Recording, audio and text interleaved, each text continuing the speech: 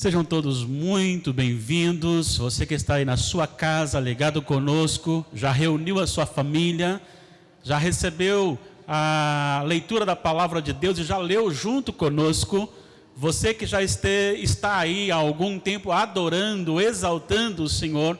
Você que é membro da igreja, você que não é membro da igreja, você que é aqui do nosso município, você que é de outro município, nós damos as boas-vindas a todos vocês e nos alegramos por saber que você está conosco, cultuando ao Senhor conosco. É maravilhoso saber que você separou este momento e sabendo que hoje é um dia realmente consagrado para estar todo o tempo mais voltado para o estudo da palavra, você então está aí conosco, participando dessa transmissão e cultuando ao Senhor aí na sua casa. Receba o nosso abraço virtual e nosso coração te abraça neste momento. E nós queremos dizer-te que desejamos que a doce, maravilhosa, gloriosa paz de Cristo Jesus, a sua graça imensurável, a sua bondade, as suas misericórdias sejam com a sua vida, sejam com a sua família, e que elas nos assistam, alimentando-nos e nos dando então o crescimento e a maturidade espiritual. Deus abençoe ricamente, seja bem-vindo em nome de Jesus. Hoje nós estaremos lendo apenas um versículo, estaremos meditando em alguns mais versículos, mas estaremos voltados para apenas um versículo. Eu quero neste momento chamá-lo a abrir comigo na primeira epístola de Paulo aos Coríntios, capítulo 1, versículo 18. Primeira epístola de Paulo, capítulo 1 aos Coríntios, capítulo 1, versículo 18, assim está escrito: certamente a palavra da cruz é loucura para os que se perdem, mas para nós que somos salvos, poder de Deus. Que o Senhor nos ilumine, que o Senhor nos oriente, que o Senhor nos dirija, que o Senhor nos edifique. Eu quero convidá-lo agora a uma oração. Nós já oramos, já clamamos ao Senhor, mas eu quero novamente falar com o Senhor. Eu quero novamente pedir que o Senhor realmente tenha misericórdia de nós e fale ao nosso coração.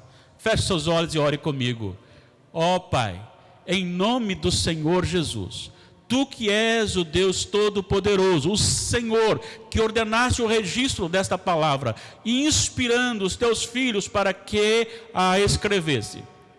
Tu mesmo, ó Pai, aplica ao nosso coração nesta noite, apesar de nós, venha ao nosso socorro, e mesmo com toda a nossa limitação, ó Senhor, poderosamente assista-nos na nossa fraqueza e edifica-nos com o Teu Santo Espírito. Nós oramos em nome de Jesus. Amém. Hoje eu quero falar sobre o tema, o duplo efeito da mensagem da cruz. O Senhor Jesus, em vários momentos, Ele deixa claro que há uma duplicidade do efeito da sua vinda, da própria cruz de Cristo. Ela tem dois sentidos. Eu vou citar apenas alguns por causa do nosso tempo.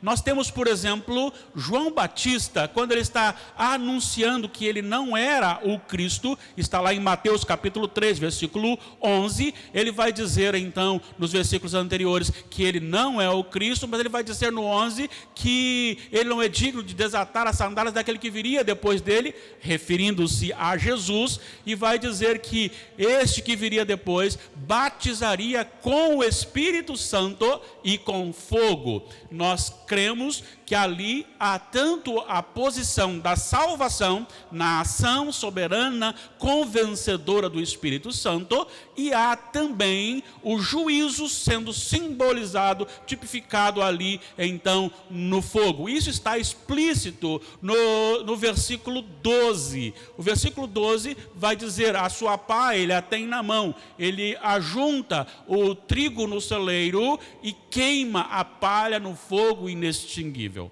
Então, sendo assim, a cruz de Cristo tem dois efeitos. Ela salva aqueles que são eleitos de Deus, aqueles que creem no nome de Jesus, e ela condena aqueles que não creem no nome de Jesus. Nós temos também relatado em João capítulo 3, versículos 16 em diante, ele vai dizer que Deus amou o mundo de tal maneira que deu seu Filho unigênito, para que todo o que nele crê não pereça, mas tenha a vida eterna. E no versículo 17, ele vai falar que aqueles que são do Senhor não entram em condenação. Mas ele vai dizer também que há um outro grupo que não se aproxima, porque quando Jesus se aproxima brilhando a sua luz, este povo, ele se afasta, porque ele não pode ter a sua obra manifesta, porque sua obra é má. Então implica em salvação e condenação. O apóstolo Paulo está escrevendo a epístola aos Coríntios, tratando aqui de alguns problemas relacionados àquela igreja. Sabemos que toda igreja tem problemas, toda igreja tem necessidades, toda igreja carece do agir soberano de Deus, mas existem alguns problemas maiores em algumas igrejas, ou números maiores de problemas, e Deus sempre age através dos seus filhos e dos seus servos. Nós estamos aqui numa carta de uma igreja muito problemática, a igreja de Corinto. Eu vou me frisar apenas aqui e deter apenas aqui num anúncio que está no contexto anterior, a partir então do versículo 11, que ele vai tratar justamente uma divisão na igreja, pois ele diz no versículo 11 do capítulo 1: pois a vosso respeito, meus irmãos, fui informado pelos da casa de Cloé de que há contendas entre vós. Refiro-me ao fato de cada um de vós dizer: eu sou de Paulo, e eu de Apolo, e eu de Cefas, e eu de Cristo. E aí ele inicia o versículo 13 dizendo: acaso está Cristo dividido? Eu quero dizer para você que o que ele está dizendo aqui é que naquela igreja havia os seguidores de Paulo, havia os seguidores de Apolo, havia os seguidores de Pedro, e havia um outro grupo que pensava assim: nós não precisamos de nenhum pastor, nós somos autossuficientes, nós somos capazes de por nós mesmos estudarmos a palavra de Deus e sermos então os nossos próprios líderes. E havia então uma contenda, havia briga, havia discussão neste povo, e para resolver isso, Paulo começa a trabalhar a questão da mensagem da cruz. Ele vai dizer que ele mesmo, no versículo 16, não havia batizado, exceto os da casa de Estéfanas e poucos outros. E ele vai dizer no versículo 17, porque não me enviou Cristo para batizar, mas para pregar o evangelho, não com sabedoria de palavra, para que se não anule a cruz de Cristo. O que está dizendo aqui é que a mensagem do evangelho é uma mensagem simples e que ela independe da ciência, do conhecimento do homem ou da experiência do homem. Esta mensagem não precisa ser um expert para pregá-la, apenas pregar na sua simplicidade, que Cristo é o Filho de Deus, que Cristo se encarnou, que Cristo morreu na cruz pelos nossos pecados, e que você é pecador, e que eu sou pecador e careço de Jesus, e que na cruz de Cristo Ele pagou a nossa dívida, e então crendo nisso, nós temos agora a salvação em Cristo Jesus.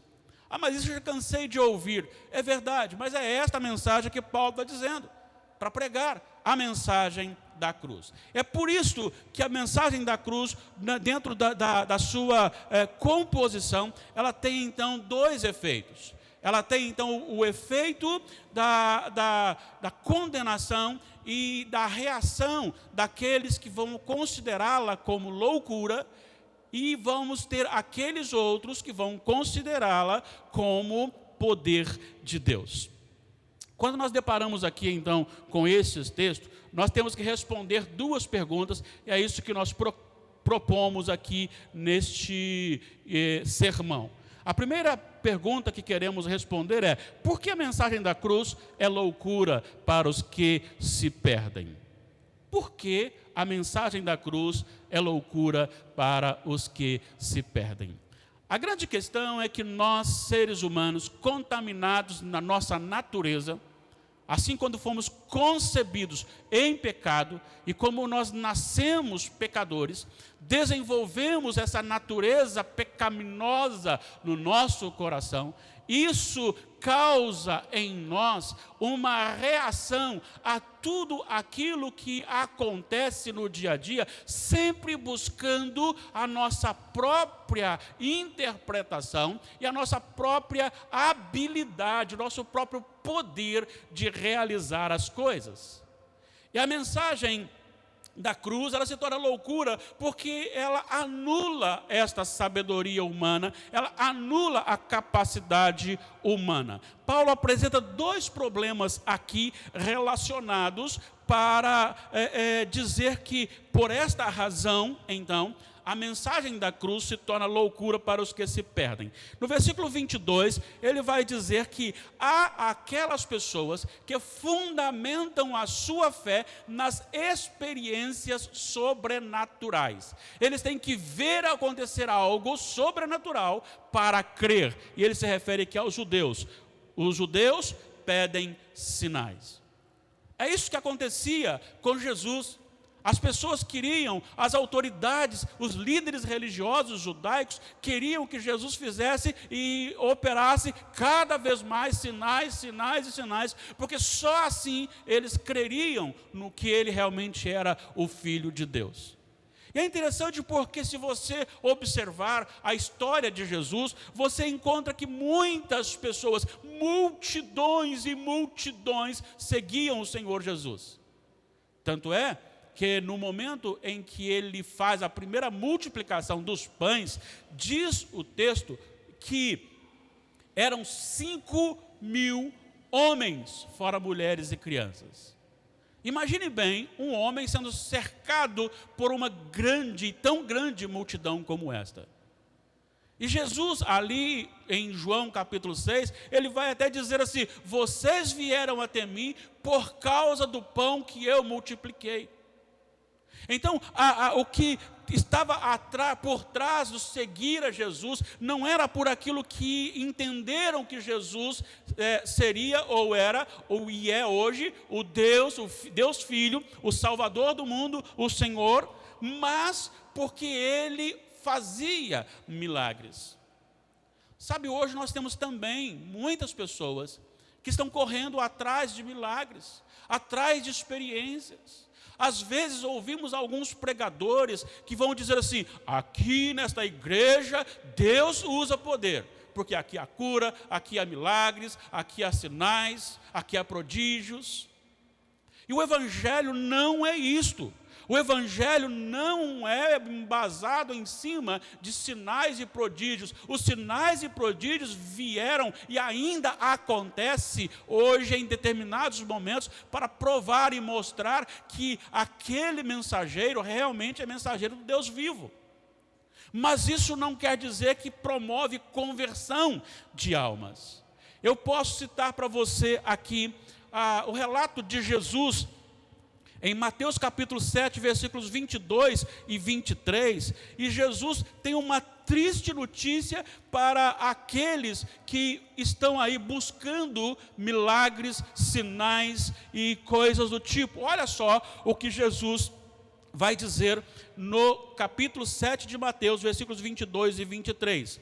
Muitos naquele dia, ou seja, no último dia, porque no versículo 21 ele diz: nem todo que me diz Senhor, Senhor, entrará no reino dos céus, mas aquele que faz a vontade do meu Pai que está nos céus. Muitos naquele dia hão de dizer-me: Senhor, Senhor, porventura não temos nós profetizados em teu nome não expelimos demônios, e em teu nome não fizemos milagres, Não fizemos muitos milagres?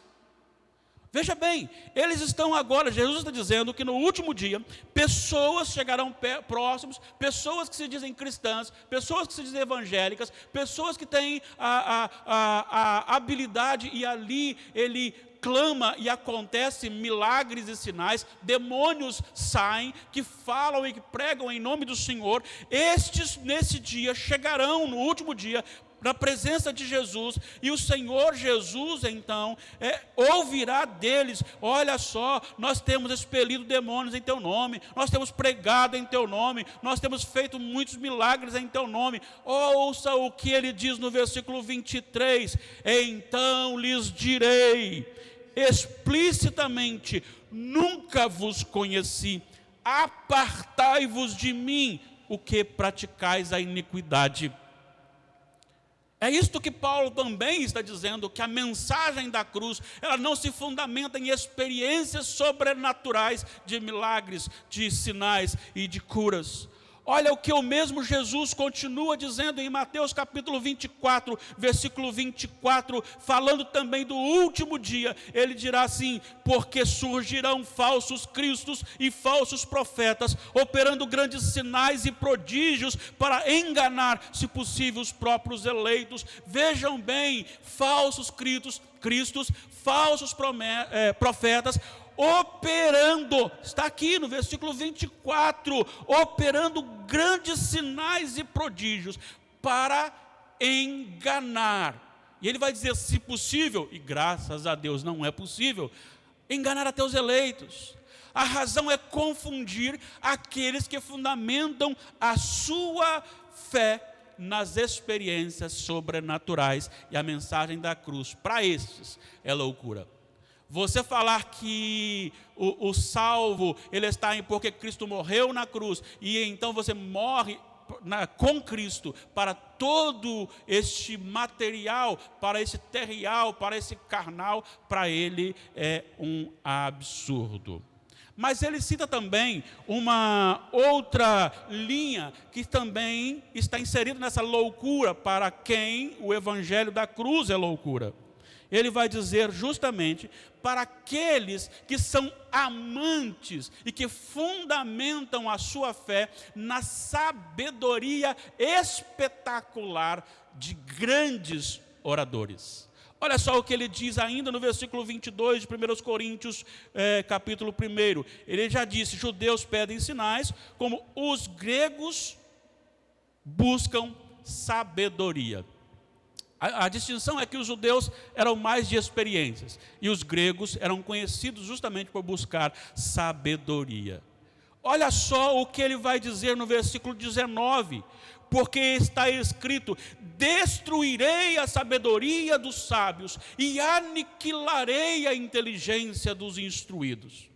Onde está o sábio? Onde o escriba? Onde o inquiridor desse século? Porventura não tornou Deus louca a sabedoria do mundo? Visto como na sabedoria de Deus o mundo não o conheceu por sua própria sabedoria, aprouve a Deus salvar os que creem pela loucura da pregação. A grande questão é que existe um grupo que fica correndo atrás e que fundamenta a sua fé nas experiências sobrenaturais, e por isso a mensagem da cruz é loucura.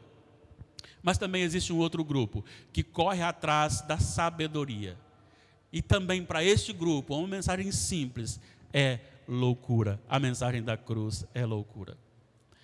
Há alguns que arriscam em afirmar que o ministério de Paulo foi rejeitado em detrimento do ministério de Apolo, porque Apolo, ele era um bom orador, ele falava com emoção, e Paulo já era mais calado, mais tranquilo para falar, então não gostavam da maneira como Paulo falava. Então o que está acontecendo ali é naquilo que é tratado, a maneira como é tratado, à medida que vai mexendo com aquilo, com o conhecimento, mas tem que ter também junto a emoção. Mas aqui, mais diretamente, para aqueles que são capazes de trazer palavras que nós não entendemos.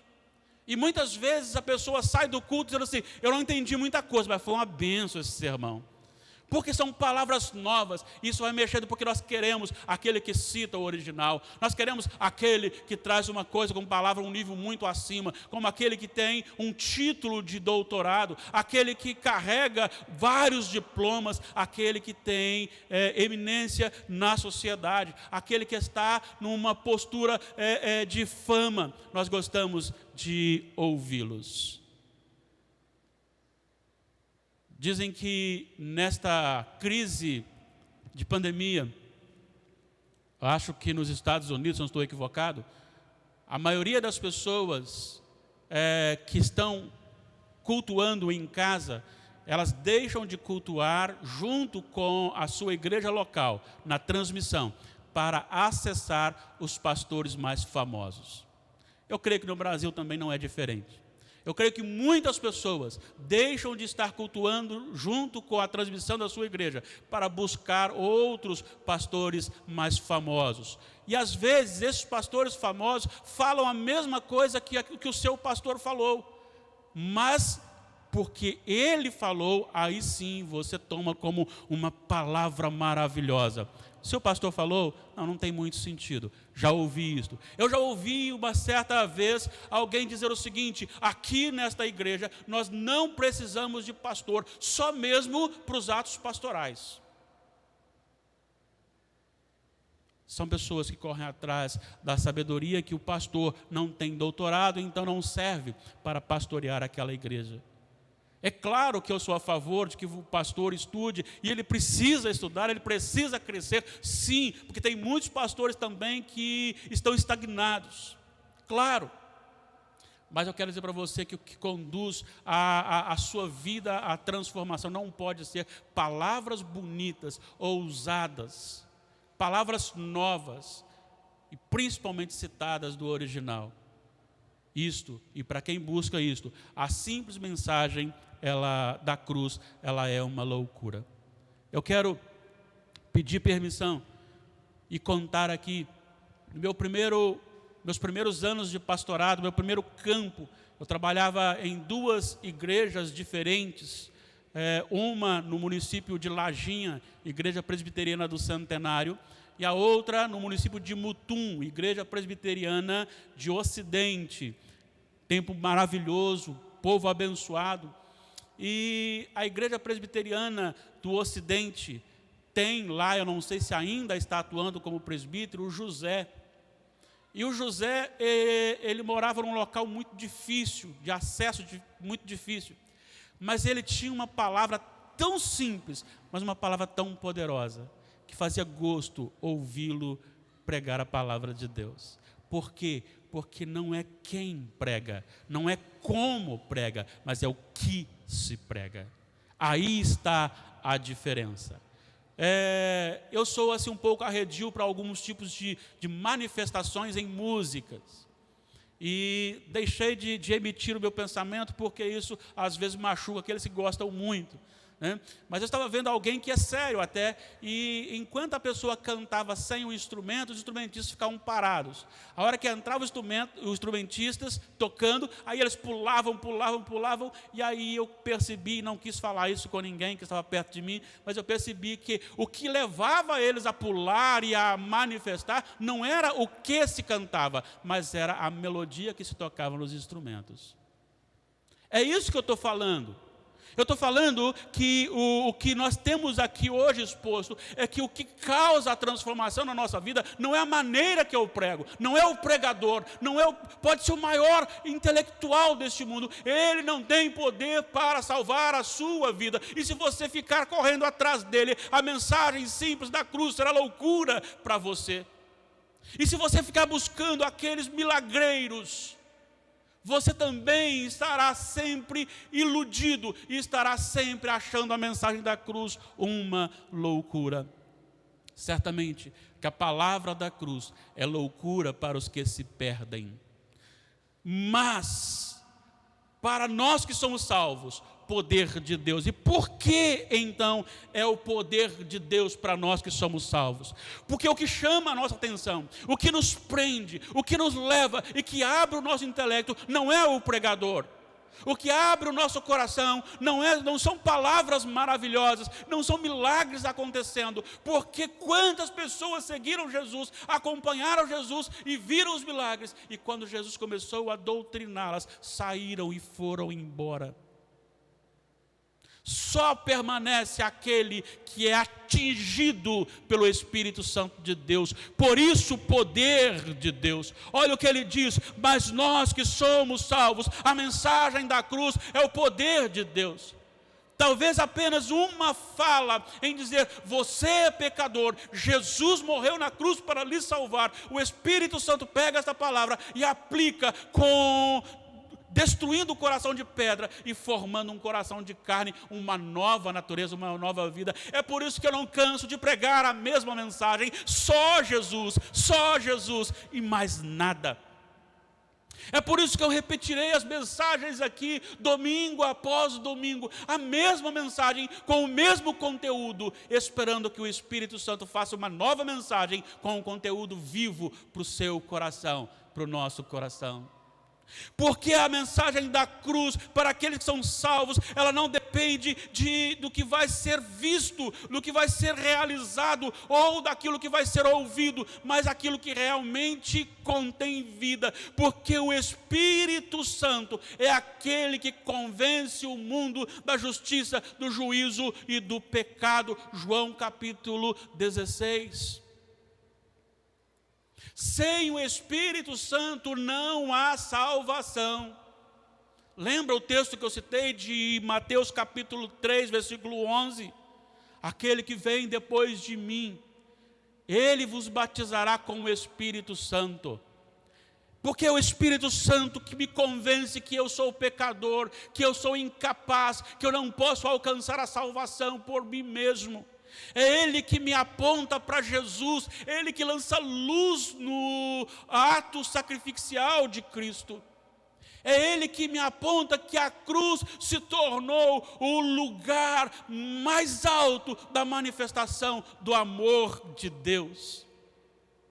É ali que eu olho e vejo o amor de Deus manifestado para me salvar, para que Ele seja glorificado, para que a sua graça seja exaltada.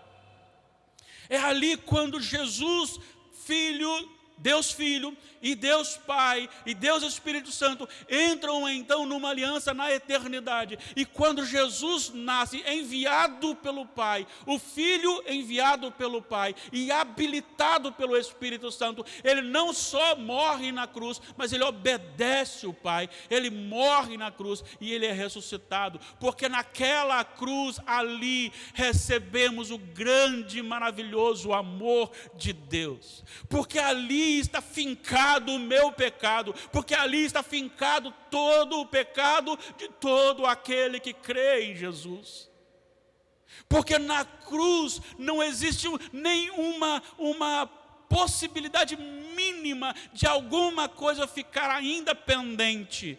Porque ali o amor de Deus foi manifestado por você e por mim, por todo aquele que nele crê. Este amor se deu justamente em Cristo, sendo crucificado, receber a ira de Deus. Eu imagino, nem posso imaginar na verdade, né? A gente conjectura a gravidade dentro daquilo que Deus nos revelou, que será a manifestação da sua ira. Primeiro, Jesus disse que haverá um fogo inextinguível e um espírito que não morre. Depois, ele também disse que haverá ranger de dentes, tal o sofrimento. Depois ele disse que um dedo molhado na água já ajudaria muito aquele que está sofrendo ali. Depois também ele disse que no último dia, ao contemplar a ira de Deus, aqueles que estão sob a ira de Deus clamarão para que as iras caiam sobre eles, para que eles morram, e eles não morrerão. Também ele vai dizer que haverá então neste local da condenação eterna, o juízo de Deus, dia após dia, para a eternidade. Quando eu olho para isso, eu vejo tão grande amor de Deus. Porque o sacrifício de Cristo foi tão perfeito, e esta mensagem é realmente o poder de Deus. A cruz de Cristo é tão perfeita em todo o seu ministério, que nada faltou. Às vezes nós escrevemos um texto e depois nós temos que voltar para retocar aquele texto, e encontramos ali vírgulas onde não deveria, pontos talvez onde não deveria, trocamos algumas palavras, alguns vocábulos, mudamos um pouco e consertamos o texto. Às vezes vamos construir alguma coisa, fazemos um rascunho e depois vamos melhorando até chegar o momento que está pronto para ser apresentado. Hoje de manhã, o presbítero Anderson, que elaborou essa bandeira da missão Nazarenas, ele disse que orava ao Senhor e fazia, e ia corrigindo, até chegar um ponto que ele achou que deveria então apresentá-la.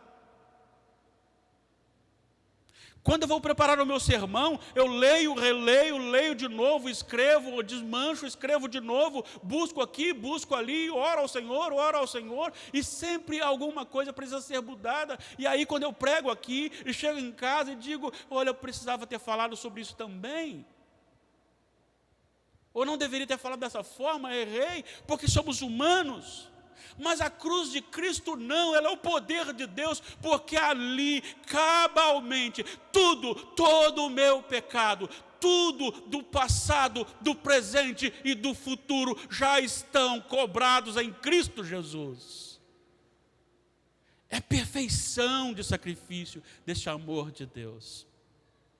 Porque ali, naquele lugar, Ele recebe a ira que seria nossa, e toda a ira que seria nossa. Cristo passou por todo o sofrimento deste mundo possível ao homem, por toda a tentação possível ao homem, aos eleitos de Deus, para que quando, por alguma razão, eu cair em algum desses itens, ainda assim sou aceito pelo Senhor e declarado justo, porque Cristo é perfeito.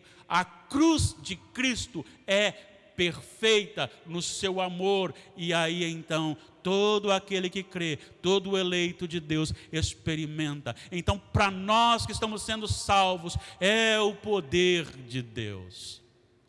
Também a cruz de Cristo é o local que Deus revela a sua plena justiça. E aí tem duas coisas importantes. Primeiro, a justiça relacionada à sua e à minha salvação. Pensa comigo. A palavra de Deus nos diz que o Senhor nosso Deus, Ele não inocenta o culpado. Deus, Ele não age com parcialidade. Deus não tem nenhuma motivação em nós, não viu e não tem nenhuma motivação em nós para que pudesse ocasionar-lhe a ação da salvação. Então, tudo o que Ele fizer para nos salvar sem a cruz seria injustiça. Ou Ele salva todo mundo, e aí Ele seria injusto com todo mundo em salvar. Veja bem, Deus não é injusto por levar alguns para o inferno. Deus seria injusto se salvasse um pecador sem Jesus.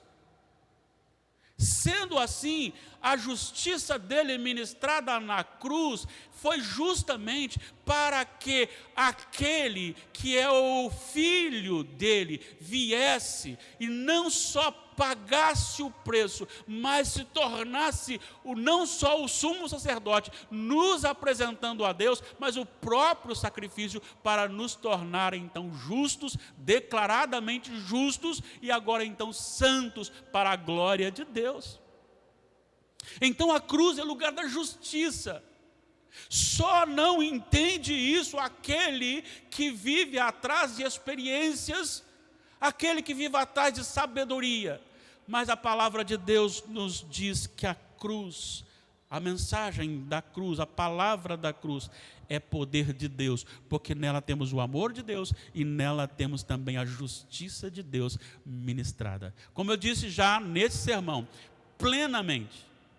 Então, se algum momento pudesse acusar-me de alguma falha na caminhada, Jesus pagou por mim e então fui declarado justo dos pecados anteriores, dos pecados atuais, dos pecados vindouros.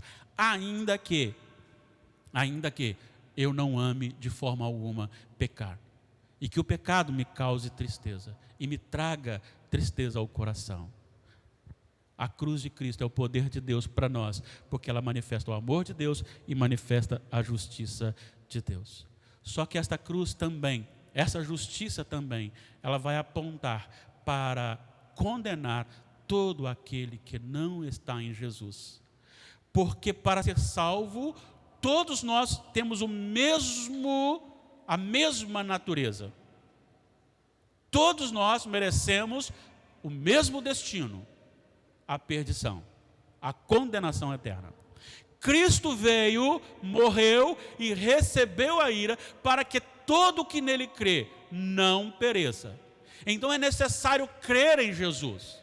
Não adianta crer em Buda, não adianta crer em Maomé, não adianta crer nas boas obras, não adianta crer num personagem bíblico, não adianta você crer na Virgem Maria, não adianta crer nos apóstolos, não adianta crer na Igreja Presbiteriana do Brasil, não adianta crer no seu pastor, não adianta crer no seu pai, não adianta crer em ninguém. Se você não crer em Jesus e só em Jesus, a Igreja Presbiteriana não tem nenhum valor sem Jesus.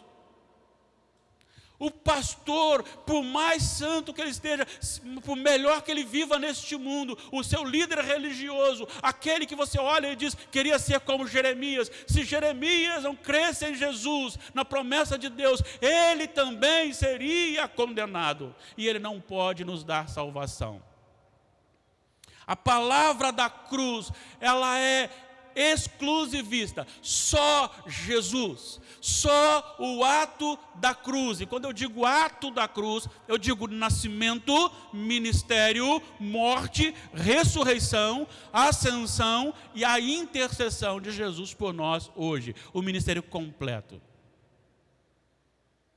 Eu não posso fazer nada por você, ainda que eu pegue tudo que eu tenha e saia distribuindo com os pobres. Ainda que eu olhe um amigo ou até mesmo um inimigo que está sendo condenado à morte e digo, olha, tira ele daí que eu vou morrer no lugar dele. Sem Jesus eu serei condenado. A mensagem da cruz aponta então para a justiça de Deus perfeita, que salva aquele que nele está e que condena aquele que nele não está, para o grande amor de Deus para com os seus eleitos. Por isso, ela é o poder de Deus. É por isso que ela não precisa de palavras rebuscadas para a conversão. Se fosse assim, os pregadores que têm habilidades melhores, maiores para a pregação, eles saíam convertendo todo mundo. Mas eles não convertem, porque é o Espírito Santo, que usa aqueles homens que estão lá, mas usa você e a mim também, e usa aquele até analfabeto, e ele fala a palavra, e Deus então usa para a salvação de vidas, porque quem salva é o Espírito Santo. O poder está em Deus, no Espírito, na palavra de Deus, e não naquele que prega. A palavra está na mensagem de Deus, e não no mensageiro. A palavra está nas Sagradas Escrituras, e é o Espírito Santo que a faz viva, que a torna viva para o nosso coração. Eu encerro o meu sermão perguntando para você de que lado você está. O que significa a mensagem da cruz para você? Você anda atrás de sinais, prodígios?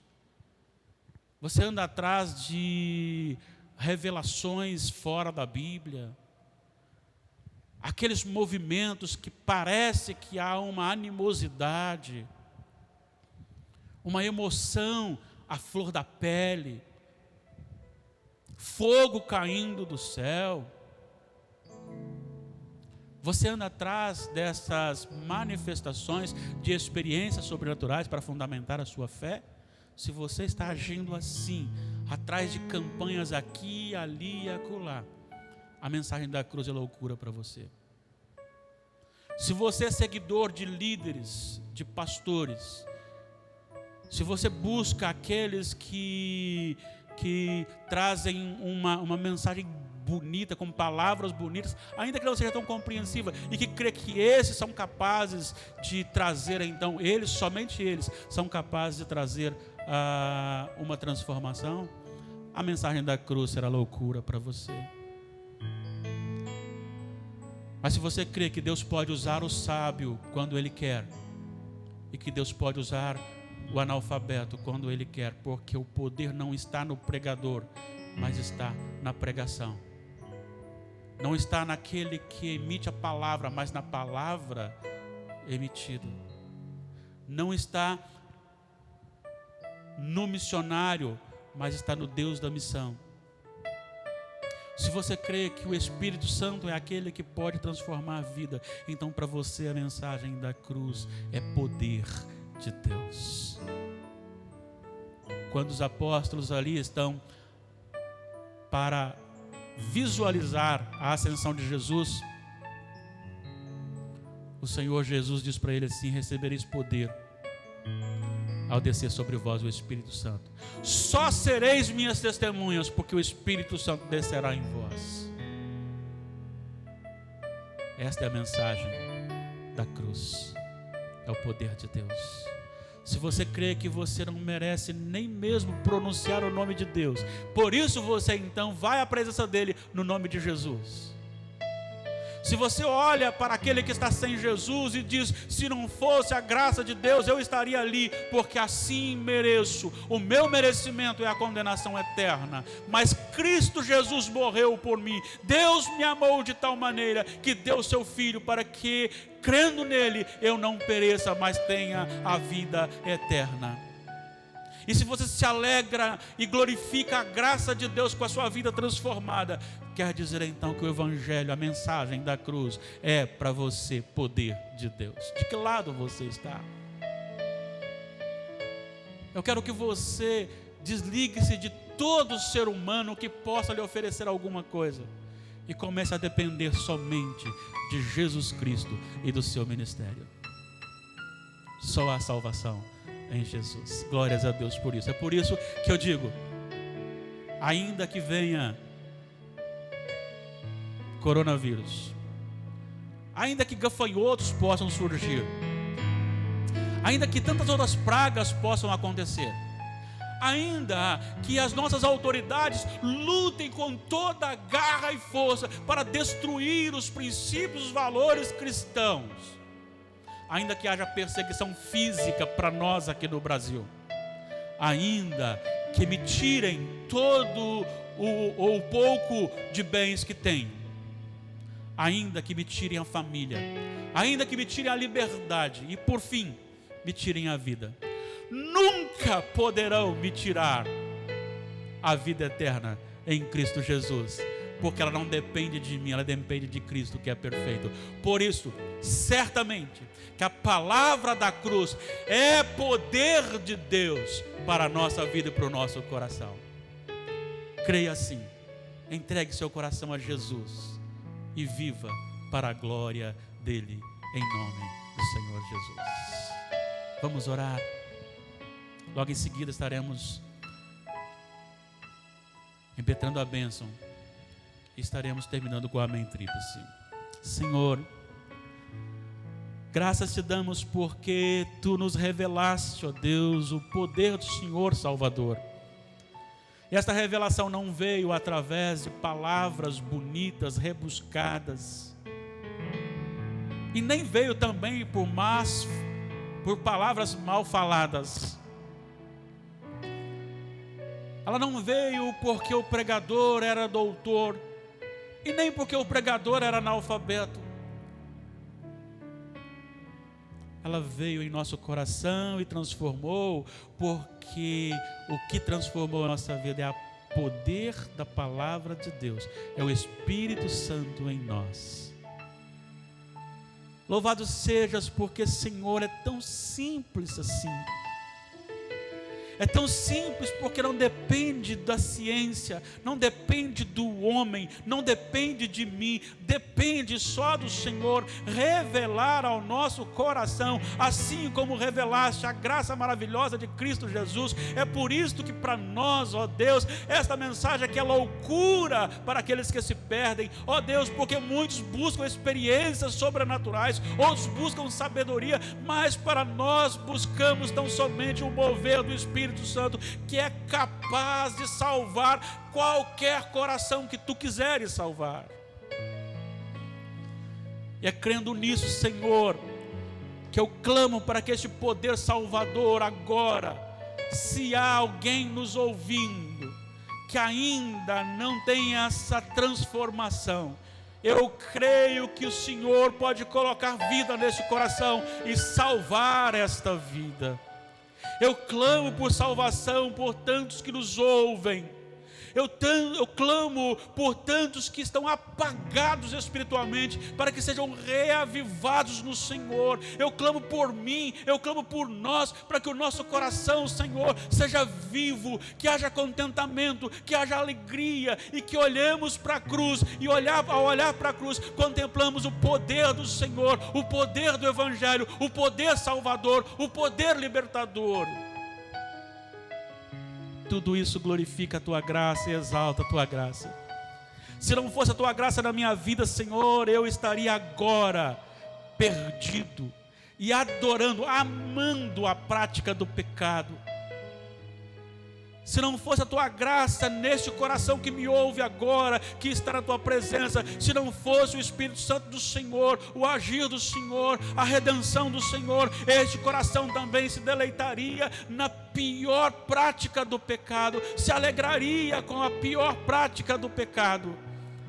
Mas Tu nos salvaste por Tua graça e misericórdia. Nós queremos viver neste poder do Espírito e queremos testemunhar realmente que Tu és o único Deus, que Jesus Cristo é Deus Filho, que se encarnou, que morreu e que ressuscitou. Nós somos testemunhas, o nosso espírito testificado com o Espírito do Senhor, cremos que somos salvos porque Cristo vive eternamente. Cremos também que Tu és tão grande, capaz de habitar em todo o meu coração. Glórias sejam dadas ao Senhor, porque não depende de nós a salvação. Se dependesse da minha capacidade de pregar e convencer, ninguém se converteria, mas não depende. Por isso, ó Espírito, salva este coração agora, em nome do Senhor Jesus. Recebamos a bênção. Que a graça, doce graça, maravilhosa graça de Jesus, o nosso Senhor e Salvador, o amor doce, maravilhoso de Deus Pai Todo-Poderoso, a comunhão, as ternas consolações, o convencimento, a vivificação do Espírito Santo sejam conosco, reunidos aqui em transmissão, com todos reunidos em seus lares, por toda a terra, seja hoje e para todo sempre. Amém. Amém.